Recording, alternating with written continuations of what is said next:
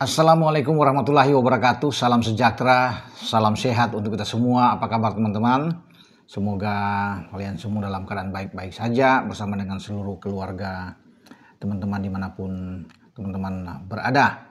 Saya akan bicara tentang Liga Premier Inggris kali ini yang sudah dimulai sebenarnya dari hari Jumat ya, waktu setempat atau di Sabtu dini hari ketika juara bertahan The Reds Liverpool di Anfield mampu mengamankan 3 poin mereka walaupun mendapatkan perlawanan sengit dari Bournemouth, tapi tim asuhan Arne Slot ini bisa membawa 3 poin.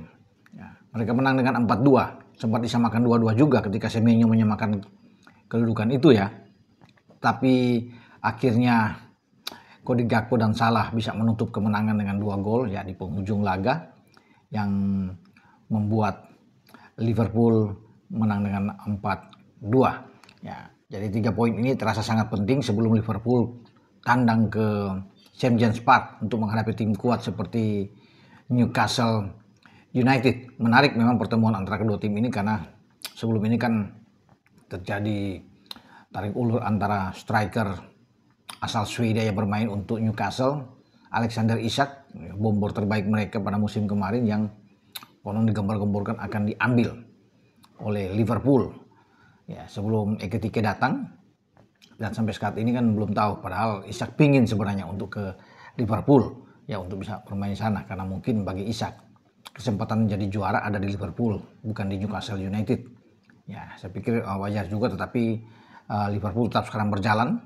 mau tanpa Isak pun mereka tetap fokus dengan pemain yang ada sekarang karena kedalaman squad saya pikir udah oke. Dengan Florian Wirtz datang, ada Frimpong, ada Ekitike yang masuk, bahkan Ekitike sudah membuat gol di pembuka debut dia, ini luar biasa. Tapi setelah Liverpool sukses, memang menarik di musim kompetisi kali ini 2025-2026 karena persaingan itu ketat. Arsenal misalnya, ya semalam mereka bisa mendapatkan poin penting ya di markas lawan di Old Trafford. Mereka mengalahkan Setan Merah dengan 1 gol lewat Ricardo Calafiori.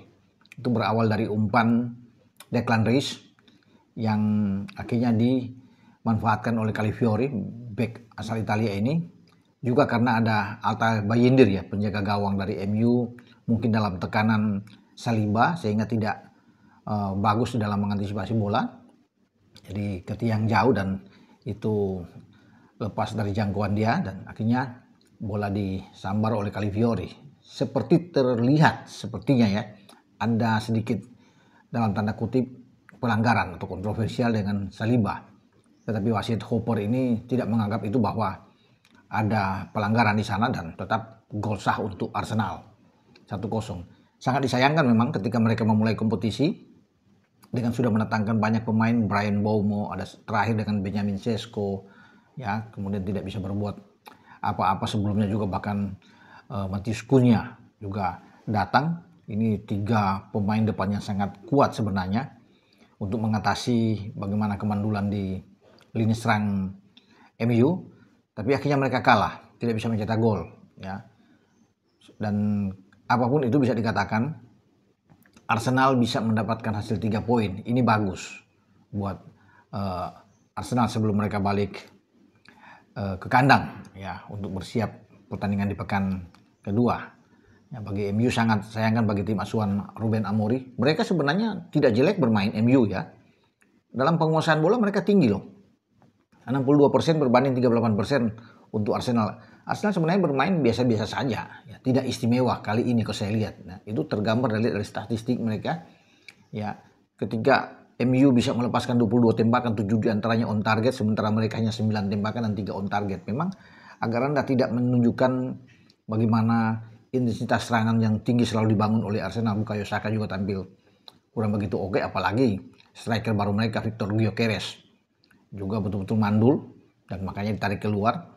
Tidak menggambarkan dia pemain yang mahal yang diambil dari Sporting Lisbon, karena ini Liga Inggris berbeda tentunya. Dan kita lihat kemarin Gyökeres tidak bisa berbuat banyak, kalah selalu dalam duel one on one, ada kehilangan bola juga. Dan pantas kalau Arteta memang agak kecewa juga dengan penampilan di debut Gyökeres di awal ya. Jadi Tapi mereka harus bersyukur dengan 3 poin, terlepas apapun yang harus dikatakan dalam statistik apapun, tapi tetap mereka bersyukur karena 3 poin penting. Walaupun sebenarnya hasil imbang sudah bagus, tapi mereka justru bisa membawa kemenangan, ya, untuk mereka bisa fokus ke depan. Itu yang paling penting bagi Arsenal. Tapi ada catatan-catatan penting bagi Arteta. Nah, setelah Arsenal, tapi sebelumnya juga, ini yang lebih dahsyat, Manchester City, terutama tampil dengan pemain berdarah Indonesia, kakaknya Eliano Reinders.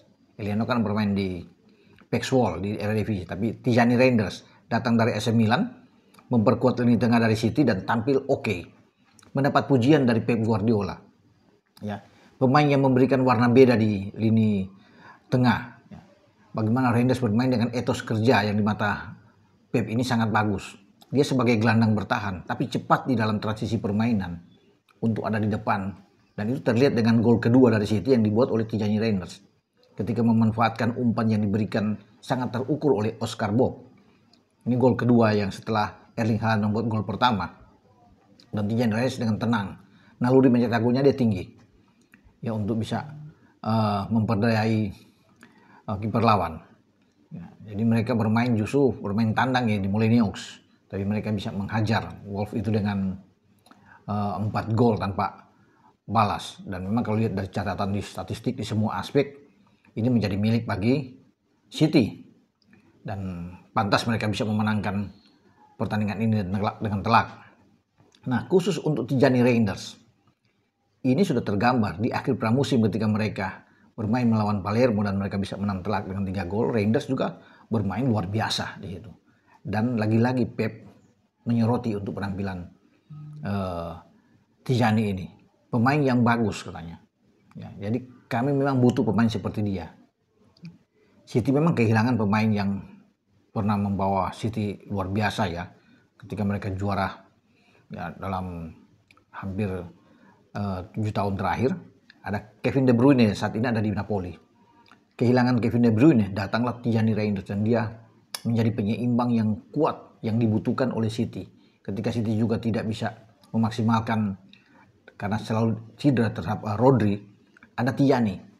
Tijani tampil ya menurut Pep ini sangat-sangat baik ya. Dia bergerak dengan bagus ya. Tidak banyak kehilangan bola dan dia bermain dengan cara disiplin yang sangat tinggi, dalam bertahan oke, dalam menyerang juga cepat. Jadi pergerakan dia dengan City bermain 4-3-3 itu oke banget. Ya, dibantu Nico Gonzalez dan Bernardo Silva di tengah. Mereka sangat dominan. Ya, dan semoga Tijani ini bisa berkembang bersama dengan City. Bukan saja gol yang diberikan, bukan saja 1 assist terhadap Haaland dengan gol ketiga yang dilihat.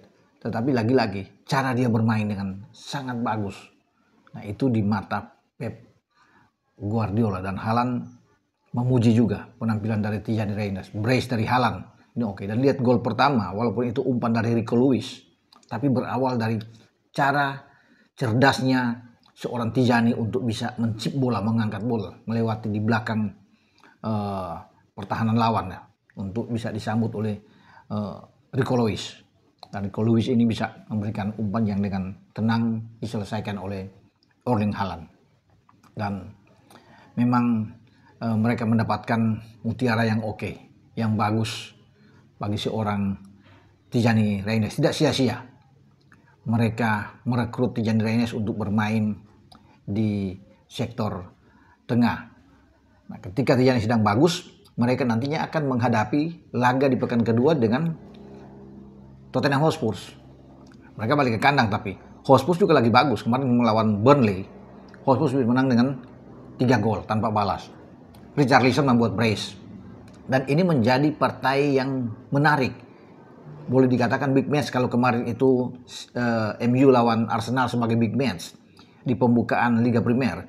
Sekarang di pekan kedua ada duel antara City dan Tottenham. Dua-dua sekarang ada di atas peringkat pertama dan peringkat kedua di klasemen sementara. Memang ada Sunderland yang membuat kejutan besar ketika mereka promosi naik ke IPL dari Championship. Mereka memukul West Ham United dengan clean sheet juga 3 gol.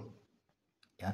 Tetapi pertemuan antara City dan Tottenham ini tentunya banyak ditunggu, baik oleh penggemar City dan juga penggemar Tottenham Hotspur yang sedang bagus ketika gacor di pertandingan pertama dan dua-dua memang mengawali laga dengan clean sheet.